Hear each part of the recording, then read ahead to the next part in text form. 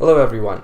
So you've decided to buy a new Android smartphone, but you don't have $1,000 to spend on the newest Samsung Galaxy S10 or Huawei P30 Pro or something like that.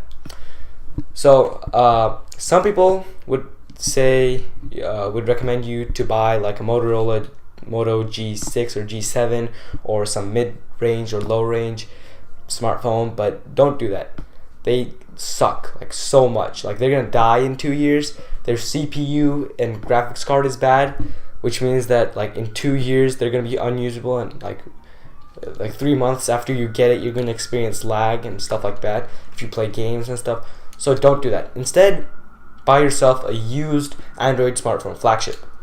So when I say flagship, I mean like a Samsung S series, a OnePlus device, a Google Pixel maybe, something like that, but old.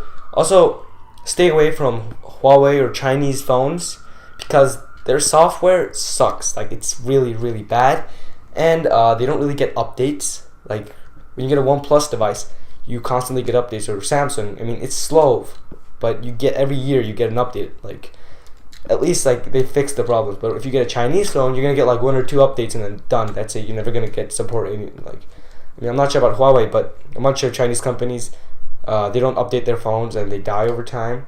So yeah, stay away from low range or mid range phones, and stay away from phones that have bad software. So let's say you want to get a Samsung S series device. You can get a Samsung Galaxy S9 Plus, a new one, for $500. So I got this on eBay, S9 Plus new, out of the box, for $500. It's a pretty good price, but not everyone can afford to pay $500. Let's say you have $430 to spend. You can get an S9, a new one, for $430. Let's say you want an S9, but you don't have $400. On apps like Mercari or Letgo or eBay, you can find an S9 for like $350, which is not really like, it's not that cheap, but for an S9, it's pretty good. Like this phone has a Snapdragon 845, which is a really powerful chip. Even now with the Snapdragon 855, it's a pretty powerful chip. It's like 6 gigabytes of RAM, iris scanner, fingerprint scanner, really good camera.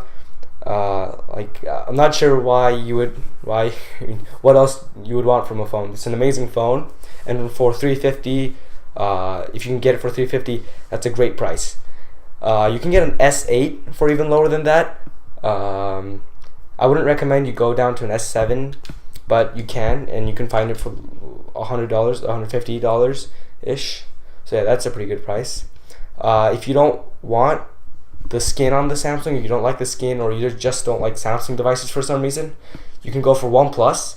You can get a OnePlus 3, which doesn't have that good of a CPU or a GPU, but has a Snapdragon 821, which is way more powerful than the mid-range or low-range smartphones like the Moto G6 Plus or any of those things. It's $100. It's used. You can find it on eBay. It doesn't have the best GPU or the best graphics card, but it should be enough for anything you do, and it should be way better than like any mid-range phone or Motorola device.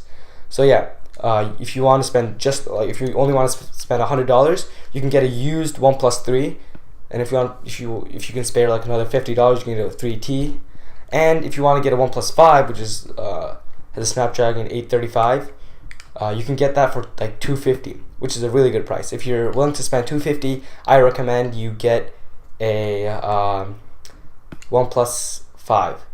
If you want to get a Samsung and you want to spend only around $100, you can get a Note 4 for under $100, and Note 4 is like not that powerful, but if you like the S Pen, Samsung Pen, and if you want something for cheap that works, that's a pretty good device. S4, I mean, it's not that good, it's not that powerful, the camera's not that amazing, but the screen, it's a Super AMOLED screen, so it's gonna be okay.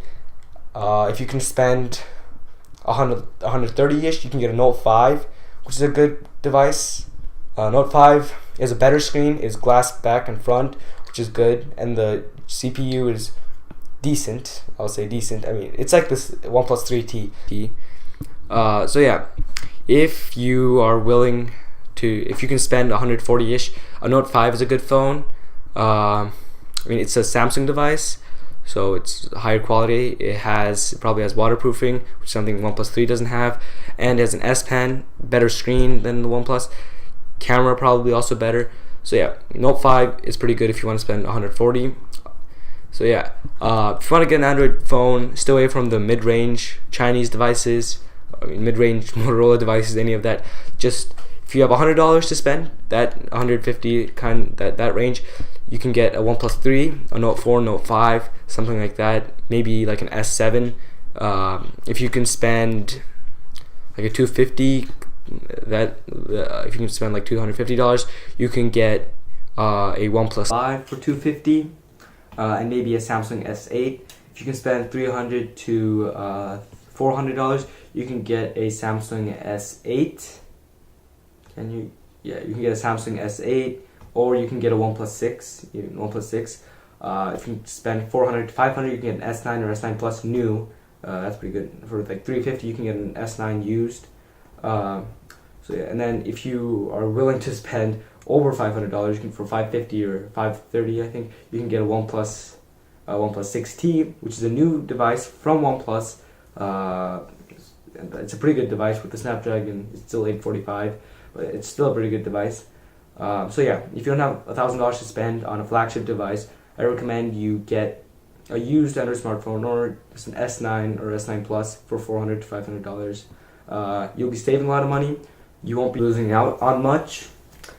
And yeah, so I recommend you get a used Android smartphone, or a OnePlus or Samsung device. You can get new Samsung S9 for $400 to $500. Stay away from the mid-range and low-range devices and the Chinese phones.